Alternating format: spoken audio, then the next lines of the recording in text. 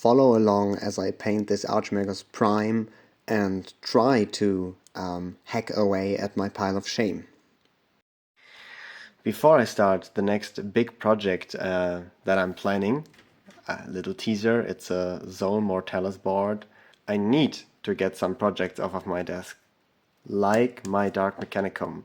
Now, my Dark Mechanicum has sitting on the side for quite a while, mainly because I painted all the infantry, 12 Daleks, 4 Castellaks and this big guy, but then I kind of lost the mojo. I kind of lost my motivation, because the next thing to paint is 2 giant Thanatar and 5 tanks. And I need a project to get back into the mood for painting Dark Mechanicum, and I think this project, I think I found it. And here it is, the project that I've been searching for. It's an Archmagos Prime on Abeyant. I started this conversion a long time ago. I think I even uploaded a video because I wasn't sure if I should add a hind leg or not. I added a hind automata to fully display that he's on an Abeyant. And yeah, he's been lying around, unpainted, unfinished. So I think it's really time to get some paint on here, to build him a proper base, and to see where this project leads me. First up, let's talk basing.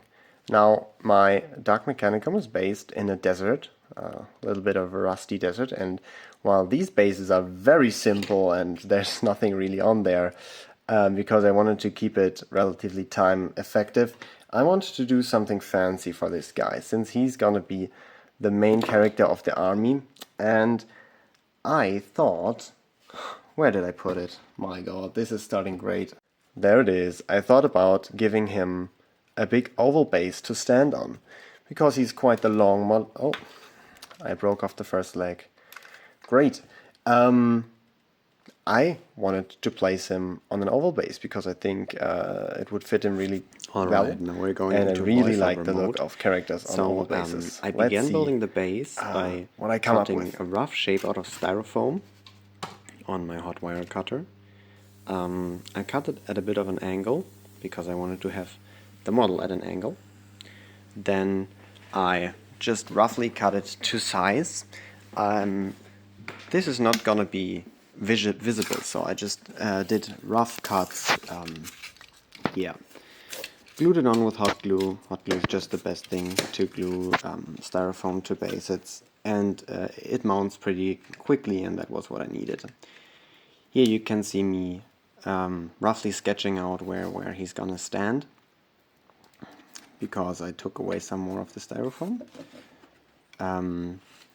Now I began with my trusted rock technique, which is using crushed coals. Just go to your grill, get some coals, break them into chunks. It gives you a really nice rock texture. Here, in between the big pieces, I spread some super glue, and then I crumble up pieces of coal to really sell the fact that it's a solid rock and not just a couple of rocks next to each other. Gives you a really nice look. Here I mix up some plaster to fill in the gaps. I didn't film that though. The base was left for drying. Here's the primed model of the Archmagos. I started with a light airbrushing of a dark metal from above. Then I sponged on lighter metal tones. Here I start with the skin.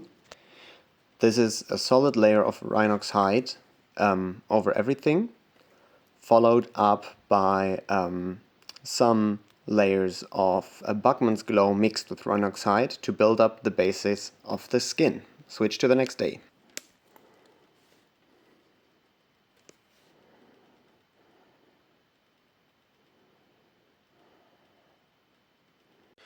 Alright people, it's the next morning. I made some tasty coffee. The base is now dry, looking very, very cool. First up, the skin. I wanted to finish the skin before I painted anything else. Here, I'm starting to mix in Elvic Flesh by Vallejo into the Buckman's Glow and continuing to build up layers and highlights on the skin. Nothing special here, just going lighter and lighter with the Elvic Flesh. Now here, because I thought it was looking a bit too healthy, I took some voluptuous pink, the contrast paint, and dabbed it in some of the recesses, getting some water on the brush and then spreading it out to make it look better. Here, the next step for the skin was the blood effect, of course blood for the blood god, and I dabbled that in all kinds of places where tubes or machinery were meeting the flesh to make it look sickly.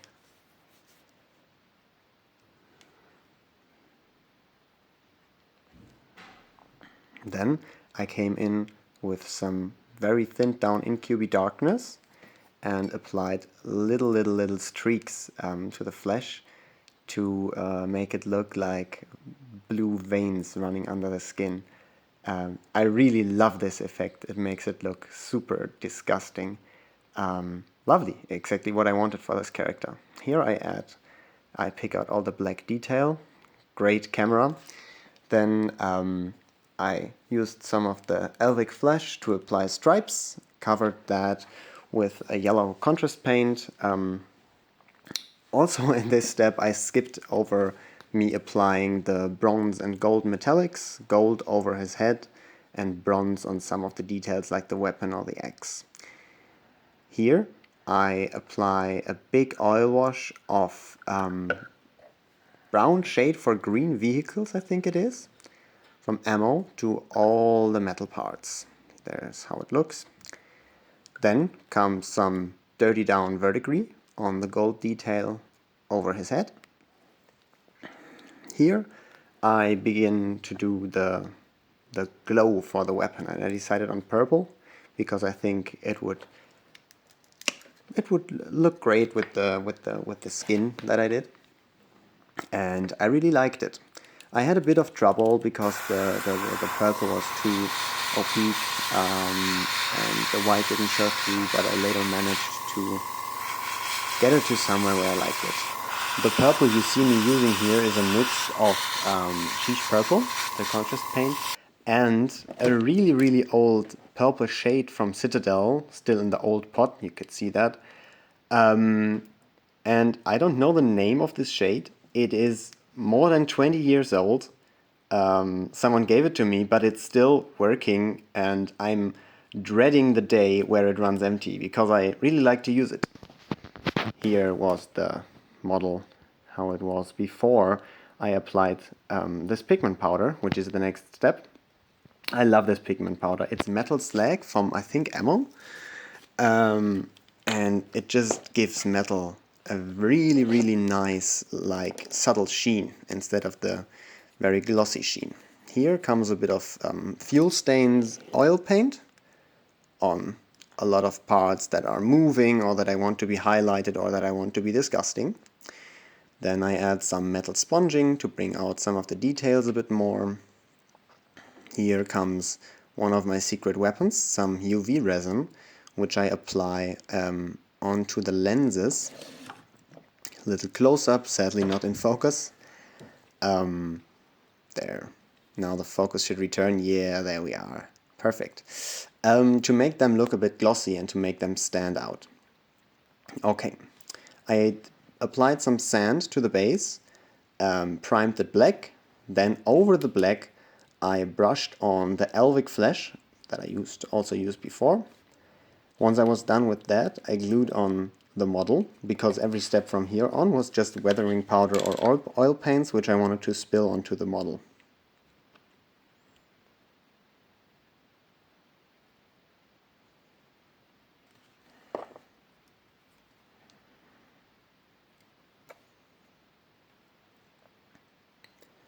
The first of these being, what's it called again? I think it is Africa Dust, North Africa Dust, from Nature Effects Ammomic.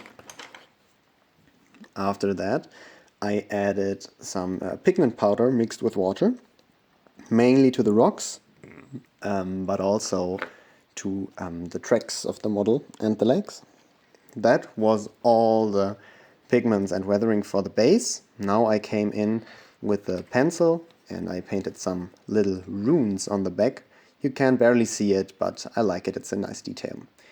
Here I add some gamer's grass, tiny grass tufts, just to spice up the base a bit, and I think it looks really pretty.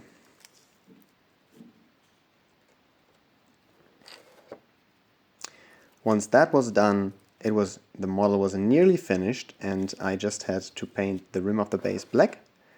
Here it is finished, although before I did anything more I had to clean my desk.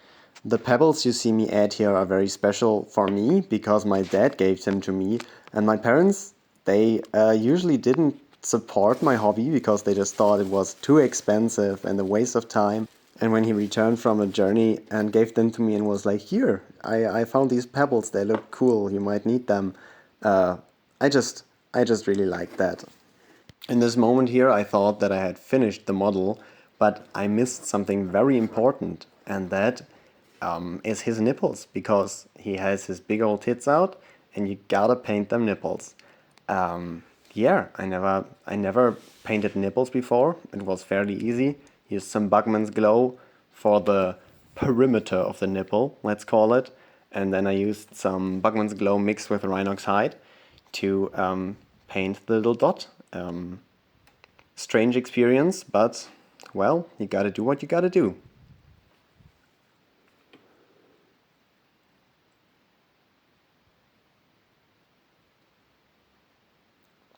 Here are some pictures of the finished model. I really like how he turned out, and it was a great start for the project. Here you see his little butt skull. I like it. Yeah, I hope you enjoyed the video. See you next time.